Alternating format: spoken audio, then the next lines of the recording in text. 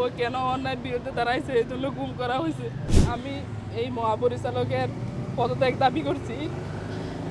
আমার ছোট ছোট যেটা বাচ্চা আছে, আমাদের আন্দোলনের একটা প্রোগ্রাম ছিল, ডিজি অবৈধভাবে 2 বছর ছিল, 200 কোটি টাকা দুর্নীতি করে উনি আবার থাকতে চাইতেছে। ঠিক আছে, এখন হান্নান কেন এটার বিরোধিতা করছে, এজন্য ওরে ডিবি অফিসে বলছে নিয়ে আসছে। আমার কালকে রাত্রে 11টার দিকে হান্নানের নাম্বার থেকে ফোন আসছে। উনি বলছে যে এই আমার ডিবি অফিসে নিয়ে আসছে, আর তুমি এসে আমারে কালকে 11টা 12টার দিকে এসে নিয়ে যাও। আমি আজকে এখানে আসছি, এইখানে ওরা বলতেছে যে না, ওরা কেউ আনে নেই। ঠিক আছে, এখন আপনাদের মাধ্যমে আমি সবাই জানাইতে চাই। ঠিক আছে, আমি আমার হাজব্যান্ডকে খুঁজে পাচ্ছি।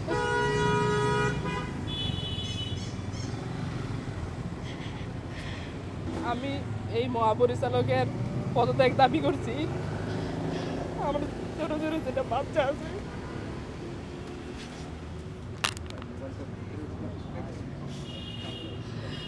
আপনারাই বলেন আমি আর কি করবো।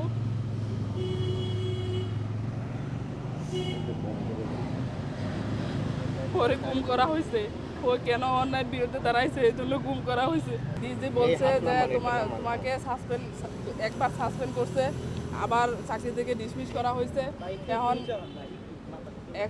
এখন উনি ফোন দিছে, বলছে যে তুমি হেড অফিসে আসো। এখন উনি বলছে যে তুমি আসো, আসার পরে একটা আবেদন দাও, আবেদন দেওয়ার পরে আমি তোমার চাকরি আবার পূর্ণ বহাল করব। ঠিক আছে, এখন পূর্ণ বহালের কথা বললে আইনা। এখন হেড অফিস থেকে যখন বেরোইছে, বেরোয়ার পরে মনে করেন ওরা ডিবির পরিচয় দিয়া ওরা বলছে এই জায়গায় নিয়ে আসছে। ঠিক আছে, এখন আমি এখানে আসতে আসার পরে এখন আমি আমার হাজবেন্ডের কোনো খোঁজ আমরা পাইতেছি না। আপনি কি এখানে কথা বলেছিলেন ডিবির সাথে? হ্যাঁ, কি বলেছে? উনি বলছে যে এখানে কেউ আসে নাই। ডিবি কালকে রাত্রে ডিবি মানে ডিবি পরিচয়? হ্যাঁ, ডিবি পরিচয়। মানে আপনি এসে দেখেন ডিবিতে নেই? না, এখানে নাই। মানে এটা কি ডিবির ঊর্ধ্বতন কোনো কর্তৃপক্ষ বলছে না গেট থেকে বলছে? না, গেট থেকে না। আমার হাজবেন্ড কালকে ওনার নাম্বার থেকে ফোন দিয়েছে, ফোন দেওয়ার পরে এই বলছে যে তুমি আমাকে ডিবি নিয়ে আসছে, তুমি কালকে 11টা 12টার দিকে আসো, আইসা আমার নিয়ে যাও।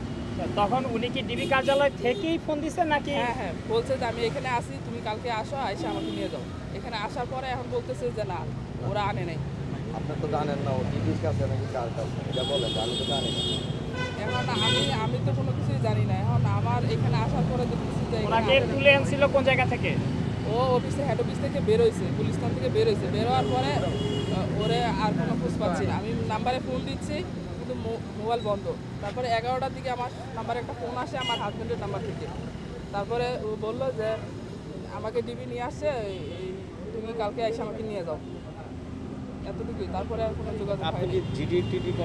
না, এখনো জিডি পর্যায়ে যাই না, তবে যাবো। জিডি করবেন? হ্যাঁ, করবো। ডিবি থেকে আশ্বাস দিচ্ছে কি আপনাকে? না, কোনো আশ্বাসই দেয় না। ওরা বলতেছে যে না, এখানে ডিবি 5 তারিখের পর থেকে ওরা কোনো কার্যক্রম করতেছে না। হ্যাঁ, ওরা ধরে আনা টানা এগুলো কোনো কিছু কার্যক্রম করতেছে না। আর আমি এখানে এসে কোনো ইয়াও পাচ্ছি না।